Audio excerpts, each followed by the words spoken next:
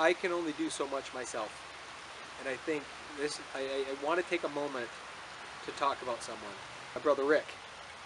Now, Rick's been with me on and off for many, many years. As a matter of fact, he got me my original job with the original pool company that I purchased then years later. I was in college, he called me up and he said, hey, I got you a summer job, when are you going to be back in town? I said, over the weekend. He said, great, you start Monday. I said, what am I doing? He said, you're going to work in the pool business. There's this guy, Ernie, that needs some help, and you're a good summer worker, get started. And I'm like, well, what am I supposed to do? He said, just show up. I showed up and learned how to work 80 hours a week from day one. It wasn't even an issue. Ernie expected us to work our butts off, and we did. And we just worked and worked and worked, and it was a great experience. Well, my brother Rick started part-time, like on weekends, shortly after I got started.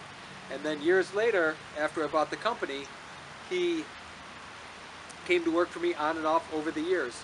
And now he's been with me for several years now, and I have to say that the energy that he brings to a project, he's the oldest person on the crew, and I'm not a young man.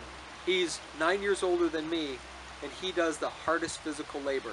He brings his heart to it every day. Without that, without him finding a love for mixing concrete and making that perfect mix every time, I don't know how smooth these things would run. He finds a way to make it be fun. And I really, really appreciate that in him, and his hard work and his dedication to doing the work is unbelievable.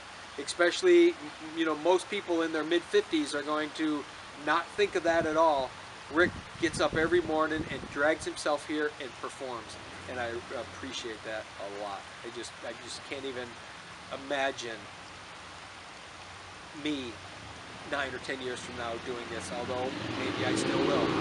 But looking at what he brings to the table every day really helps and makes the culture of our company, and the culture specifically on a project is really in the leadership hands of Rick. So I appreciate that.